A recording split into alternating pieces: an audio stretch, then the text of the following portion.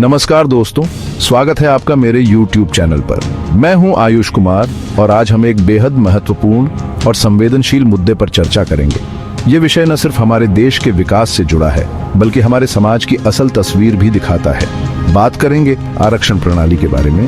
क्या यह समानता की दिशा में एक सही कदम है या फिर यह किसी वर्ग के लिए नाइंसाफी का कारण बन रहा है? तो चलिए इस वीडियो में हम इसे विस्तार से समझते हैं। भारत में आरक्षण की शुरुआत संविधान के अनुच्छेद 15 और 46 के तहत की गई थी। इसका उद्देश्य था समाज के निचले वर्गों को समान अवसर देना, चाहे वह शिक्षा हो, रोजगार हो या सरकारी सेवाएं। बाबा भीमराव अंबेडकर और हमारे अन्य महान नेताओं ने इसे सामाजिक समानता के लिए एक कदम माना था। लेकिन सवाल यह है कि क्या आज भी हमें आरक्षण की इतनी जरूरत है? जब हम आज आरक्षण की बात करते हैं तो सवाल उठता है कि क्या यह अपने उद्देश्य को सही तरीके से पूरा कर रहा है? क्या इसके कारण समाज में असंतुलन नहीं बढ़ रहा है? क्यों सामान्य वर्ग के लोग महसूस करते हैं कि उन्हें शिक्षा, नौकरी और अन्य अवसरों में समानता नहीं मिल रही है?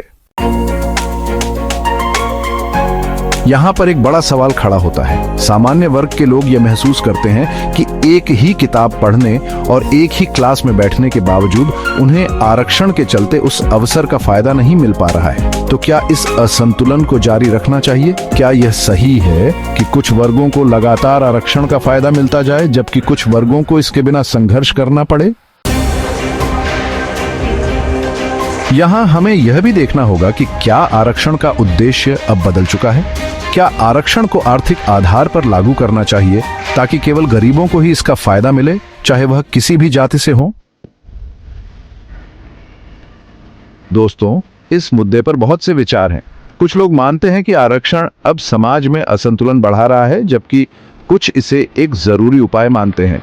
लेकिन क्या हमें इस व्यवस्था में सुधार की आवश्यकता नहीं है?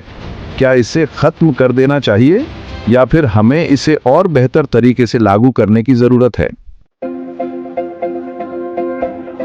ये एक जटिल सवाल है और इसके बारे में सभी को सोचने की जरूरत है। मेरा मानना है कि अब हमें आरक्षण को ऐसे तरीके से लागू करना चाहिए कि हर व्यक्ति को अपनी मेहनत और क्षमताओं के हिसाब से समान अवसर मिले, बजाय इसके कि वह किस जाति या वर्ग से आता है।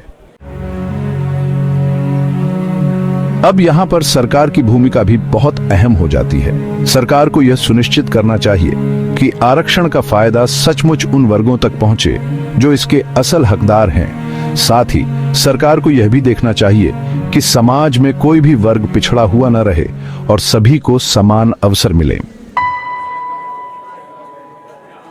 हमें यह भी समझना होगा कि आरक्षण के बावजूद हमें समाज में समानता लाने के लिए और भी कदम उठाने होंगे। शिक्षा और रोजगार के क्षेत्र में सुधार जरूरी है ताकि सभी वर्गों को समान अवसर मिल सकें।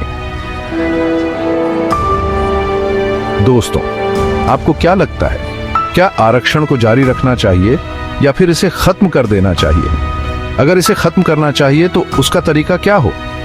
मैं जानता हूं कि यह एक जटिल सवाल है और इसका सही जवाब सिर्फ बहस और चर्चा के बाद ही मिल सकता है। Small pause. आयुष कुमार, आप।